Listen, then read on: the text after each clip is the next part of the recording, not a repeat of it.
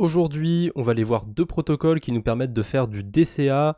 En plus de ça, ces deux protocoles n'ont pas lancé de token, donc on va pouvoir venir spéculer sur un potentiel airdrop, mais ça va pas être ça le gros de la vidéo. On va vraiment voir comment faire du DCA sur la DeFi et où est-ce qu'on peut en faire. Alors, le premier site où on va venir faire du DCA, c'est MinFinance, mais j'en ai déjà parlé sur ma chaîne YouTube principale. J'avais fait une vidéo dédiée, mais il y a 2-3 trucs qui ont été ajoutés dessus, donc on va en parler dans cette vidéo. Et le deuxième protocole, c'est DZAP. Alors DZAP, c'est disponible sur Arbitrum et sur Polygon pour le DCA. Et pour une autre fonctionnalité qu'on verra aussi, ce sera sur la Binance Smart Chain et Ethereum en plus des deux blockchains. Et pour MinFinance, on a plus d'écosystèmes. On peut faire du DCA sur toutes les blockchains que vous voyez là, même le testnet de Base. J'en ai parlé aussi il n'y a pas longtemps sur une vidéo. Bref. C'est tout pour les petites présentations, on va commencer, on va voir comment ça marche. Sur MinFinance, là je me suis mis sur Polygon. Vous choisissez quelle crypto vous allez échanger, donc quelle crypto vous allez vendre et laquelle vous allez recevoir. Vous avez le choix avec quand même pas mal d'altcoins. Je sais pas, je pense que vous pouvez en rentrer un custom, mais je suis pas sûr à 100%. Non, je crois pas que vous pouviez rentrer un alt customisé parce que ça va forcément utiliser les pools d'Uniswap et il y a un délire d'Oracle aussi par rapport au DCA, je crois. Du coup, vous pouvez pas ajouter d'autres actifs, donc il va falloir se contenter de la liste que vous avez là, mais je pense qu'il y a de quoi faire, hein. Là je suis sur Polygon par exemple, je peux acheter du GNS, du Balancer, de l'Ethereum, alors c'est pas parce que je les ai cités que j'en ai dans mon portefeuille et que je les veux absolument, hein. Vous pouvez aussi faire un DCA inversé et vendre une crypto petit à petit, hein. Ça peut se faire aussi, mais moi je vais créer un petit DCA où je vais acheter du Matic avec de l'USDC, donc c'est vraiment un petit DCA, pardon, histoire de vous faire la démonstration. Je mets 8 USDC au total pendant 4 jours. Voilà, vous pouvez choisir des périodes weekly aussi. Avant, on pouvait même faire toutes les 4 heures sur Polygon. C'est plus possible maintenant. J'imagine que ça revenait trop cher en frais ou je sais pas. Normalement, je sais pas si c'est censé coûter des frais. Peu importe. On va cliquer sur Continue parce que du point de vue utilisateur, nous, on paye des frais qu'une seule fois quand on va faire le DCA et on va en repayer une deuxième fois pour récupérer nos cryptos. Bien sûr, vous n'êtes pas bloqué quand vous faites un DCA, à tout moment vous pouvez sortir, vous pouvez prolonger votre DCA, vous pouvez rajouter des liquidités, enfin il y a vraiment plein de choses qu'on peut faire, mais ça je voulais vraiment montrer dans la vidéo sur la chaîne principale. Là je vous montre dans les grandes lignes comment ça marche. Une fonctionnalité qui est sympa qu'on va pas retrouver sur l'autre protocole, c'est que pendant qu'on fait un DCA, on peut laisser nos cryptos sur AAV par exemple et qu'elles commencent à faire du yield. Imaginons, vous avez, je sais pas moi, 1000 USDC et vous prévoyez d'acheter de l'Ethereum sur toute l'année 2023, là, sur tous les jours qui restent. Il reste 6 mois à peu près, ça fait quand même 180 jours, donc le temps que vos USDC, que vos Ethereum ou vos Matic, peu importe, soient sur AAV, ils vont vous générer quelques intérêts sur ces 180 jours. Donc ça peut valoir le coup. Là, dans mon cas de figure, je vais investir 8 USDC sur 4 jours, aucun intérêt que je les mette sur AAV, hein. Franchement ça servira à rien. Pareil pour les Matic. Alors je sais pas si ça me demande un petit peu plus de frais de transaction, je suppose que oui, donc dans le doute je vais pas le faire, je vais laisser en no yield, c'est très bien comme ça. Là j'ai plus qu'à approuver l'USDC. Alors j'ai cliqué sur maximum, je voulais en approuver que 8, que la quantité que j'ai besoin d'échanger. C'est pas grave, on va le faire manuellement sur Rabi. J'ai un petit avertissement aussi, blablabla, le risque, machin truc. T'inquiète pas, je sais ce que je fais. Donc l'USDC, je l'ai approuvé. Maintenant, j'attends que la transaction soit bien passée sur Polygon. Des fois, c'est un peu congestionné, ça peut prendre plus ou moins de temps. Quand ce sera fait, je pourrai passer la dernière transaction. C'est bon. Allez, on y va. Et là, mon DCA va commencer. Voilà, dans 4 jours, je vais récupérer du Matic. Ça me servira essentiellement à payer des frais de transaction et à faire des carabistouilles sur la DeFi. Donc c'est bon, je peux retrouver mon DCA dans Position, juste ici. Position en bon français. Je peux voir mes positions ouvertes, mes positions fermées. Je crois que sur ce wallet, j'ai déjà ouvert des positions. Sûrement quand j'avais fait la vidéo sur MinFinance, il y a des chances. On va voir ça. On va attendre que ça charge. Enfin, si c'est trop long, je vais passer à 10 apps. Ouais, vous voyez, je suis pas très patient. On va passer à 10 apps. On va essayer de faire quelque chose d'assez rythmé, un minimum. Là, j'ai déjà tout préparé pour 10 apps. C'est le même principe.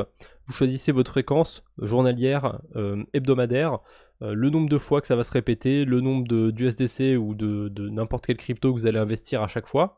Moi, j'ai mis 4 semaines et 5 USDC par semaine. Je suis sur la blockchain Arbitrum, attention, et je vais acheter du GMX, du coup, pendant 4 semaines. Donc là, je fais review, j'approuve mes USDC.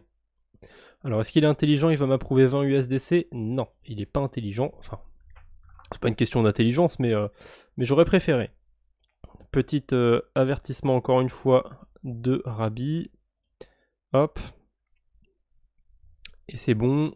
Ah, ça va plus vite, je trouve, sur Dizap. Ou alors c'est peut-être parce que j'utilise Arbitrum. Je pense que c'est Arbitrum qui est plus rapide, pas forcément Dizap. Voilà, c'est terminé. Vous voyez, ça va super vite de configurer un DCA. Alors là, j'ai juste fait les transactions. Avant ça, il faut que vous choisissiez quelle crypto vous voulez acheter, etc. Mais généralement, quand vous venez sur ce genre de protocole, vous avez un plan. Là, il y a une particularité qui est assez sympathique. Enfin, pas une particularité, un autre truc qu'on peut faire sur Dizap, c'est le batch sell et le batch buy. On peut acheter ou vendre plusieurs cryptos d'un coup sur du coup toutes les blockchains que je vous ai montrées. Alors, on va quand même vérifier, hein, ça marche bien avec la Binance Smart Chain. Parce que je vous avais dit, la Binance Smart Chain, ça marche pas pour le DCA. Qu'est-ce que j'ai comme crypto sur la Binance Smart Chain? J'ai un peu de BNB. Et ben voilà, imaginons que je convertisse la grosse partie de mes BNB. Je peux les convertir. Alors qu'est-ce qui m'a mis? USDC et DAI uni. Bon, pourquoi pas, on s'en fiche. Et voilà, vous pouvez régler vos pourcentages, échanger par exemple la moitié en uni et le reste en stablecoin, ça peut se faire. Moi, il y a pas mal d'utilités que je vois à cette fonctionnalité. Ça va être dans le batch buy. Vous allez convertir, par exemple, vous faites des intérêts sur PancakeSwap, vous allez convertir du cake, c'est rien, vous en gagnez 10. Alors on va retirer ça, on va prendre le BNB et vous en convertissez je sais pas, 10% en BNB histoire de rembourser les frais de transaction et le reste en stablecoin pour récupérer des gains. Vous pouvez éventuellement réinvestir directement en cake et récupérer un petit peu de BNB pour les frais de transaction. C'est vous qui voyez.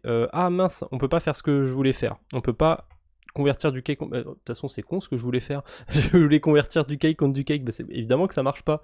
Quel idiot. Bref. Voilà, ce que je voulais faire, c'était d'échanger du cake contre du stable et du BNB. Si vous avez plusieurs cryptos que vous avez farmé sur la DeFi, qu'est-ce qu'on peut aller farmer par ici?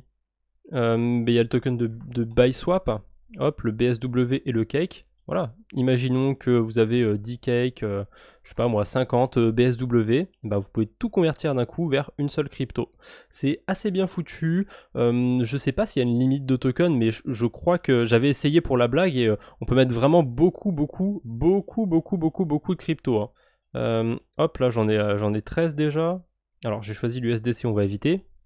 Voilà, je peux mettre vraiment plein de cryptos. Donc en plus de faire du DCA, on peut faire des choses sympathiques sur Dizap. J'ai essayé d'ailleurs cette fonctionnalité, ça marche assez bien. Par contre, vous voyez, quand vous faites n'importe quoi, que vous mettez plein de cryptos, les frais de transaction ils explosent. Donc faites attention, hein. Je vous conseille vraiment d'échanger 2-3 cryptos maximum parce que sinon ça va vous faire des frais très élevés. Vous allez avoir de mauvaises surprises.